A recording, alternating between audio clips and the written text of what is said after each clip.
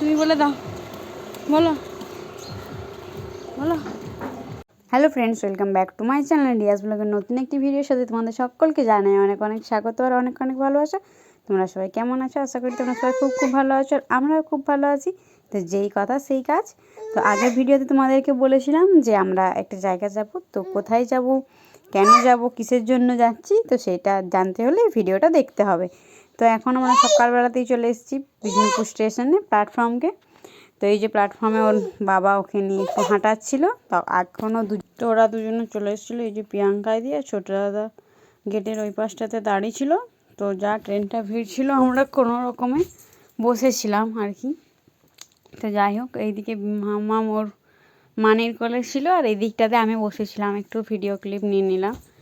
যাই হোক, তো আমরা এসেছি দিদির বাড়ি, এসেছি অনেকক্ষণ, প্রায় ঘন্টাখানেকের বেশি হয়ে গেছে। এসে পরে চা মিষ্টি মুড়ি সব খাওয়া হয়ে গেছে।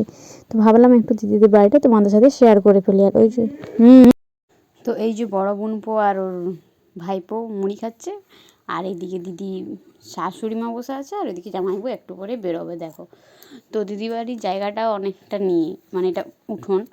তো এই বড় বোনপো যে মুড়ি খাচ্ছে ও যখন পেটে, তখন আমি গিয়েছিলাম দিদির বাড়ি। তার মানে বুঝতে পারছো, ওরই এখন প্রায় 18 বছর বয়স, মানে কলেজে পড়ছে। তাহলে আমি অতদিন দিদির বাড়ি যাইনি, তাহলে হঠাৎ করে প্ল্যান হলো, এরকম হঠাৎ প্ল্যান হলে হঠাৎ ঘুরে আসতে খুব ভালোই লাগে, তাই না? আবার যদি সবাই মানে সব মনের মানুষই যদি হয় তাহলে আরও ভালো হয়। তো যাই হোক, আমরা শুশুনিয়ার উদ্দেশ্যে রওনা দিয়ে দিয়েছি। এদিকে ছোটো দাদা রাজ বসেছিল, বিরাট হাসির কথা ছিল, হাসির কথা বলতে বলতে যাচ্ছিলাম আর কি, মজা করতে করতে। আর এদিকে বসেছিলাম আমি, প্রিয়াঙ্কা দি আর বেটু। যে এই যে আমি, প্রিয়াঙ্কা দি আর বেটু তিনজন মিলে দিকটাতে বসেছিলাম। এত হাসছিলাম যে বলার কথা নয়। মানে কী বলবো, সামনে অভি বসেছিল, ও হচ্ছে আমাদের আজকে ট্যুরিস্ট গাইড। মানে শুনে কোন দিকে উঠবো আর উঠবো সেই রকম, সেই আর কি। ছোটো দাদাও গিয়েছিলো অনেক ছোটোতে, আমিও গিয়েছিলাম অনেক ছোটোতে। আর প্রিয়াঙ্কায় দি রাজ তো যাই নাই, মানে প্রিয়াঙ্কা তো ছোটোবেলায় গিয়েছিলো, মানে দিদির বাড়ি এবারও দেখেনি, আর রাজ তো যাই নাই। রাজেরও দিদির বাড়ি দেখা হয়ে গেলো, শুশুনিয়া দেখা হয়ে গেলো, দুটোই হয়ে গেলো, সবাইকারই দুটোই হয়ে গেলো। আর ওই যে দূরে সরষে ক্ষেতটা কী দারুণ দেখতে লাগছে, তাই না? তো এই যে ফাইনালি শুশুনিয়ার দেখা আমরা পেলাম। এই যে এত কুয়াশা দিয়েছিল, তার মধ্যেও যে দেখা পেয়েছি এটাই অনেক। তো বাবার এই পাহাড়ে এখন যখন যাচ্ছি কি হাওয়া, কি ঠান্ডা লাগছিল, আর যখন পাহাড়ে উঠছিলাম পুরো ঘেমে একাকার, মানে কি আর বলবো। তো এই যে মেলার মধ্যে ঢুকে গেছি।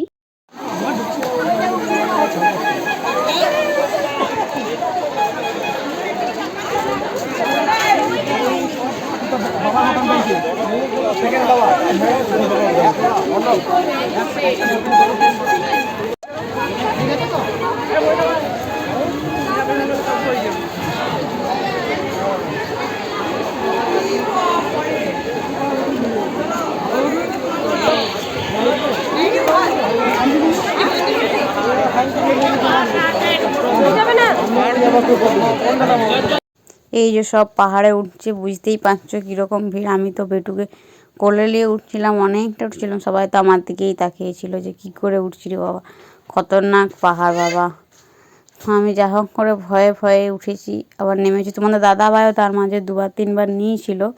তো যাই হোক, ও তো ওর অভ্যেস নেই, তো ওই জন্য আমি আর জোরও করিনি। তো একটুকু যেই টাইমে আমার হাত পাগুলো ধরে গেছিলো সেই টাইমটাতে নিয়েছিলো, বাস ওটাতে আমার অনেকটা কাজে লেগে গেছে। তো যাই হোক, এই যে তোমরা ভিডিওটা দেখতে থাকো, কেমন লাগছে ভিডিওটা জানিও। আর এই যে জ্যাকেটটাকে কোমরের মধ্যে বেঁধে নিয়েছি, যা গরম করছিল, এত শীতের মধ্যেও এত যে কি করে ঘেমে যাচ্ছিলাম বুঝতেই পারছিলাম না।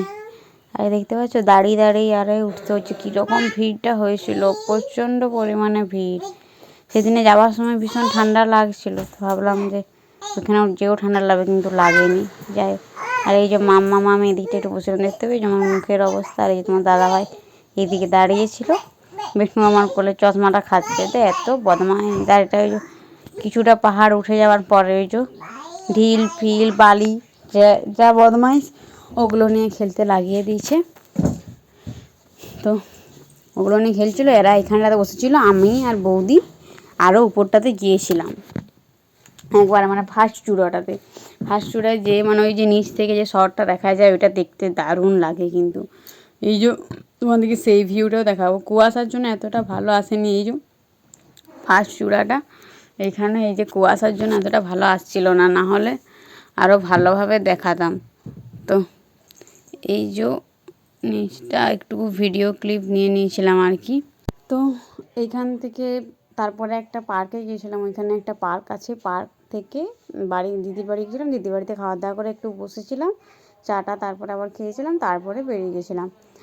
তো ওই পার্কের ভিডিওটা অন্য একটা ভিডিও তোমাদেরকে শেয়ার করে দেবো। আপাতত দিদি বাড়ি আর শ্বশুরের ভিডিওটা এই পর্যন্ত থাক। ভালো লাগলে লাইক কমেন্ট শেয়ার করে দেবো। যারা আমার চ্যানেলে নতুন, আমার চ্যানেলটি সাবস্ক্রাইব করে পাশে থাকা বেল আইকনটি প্রেস করে দিও।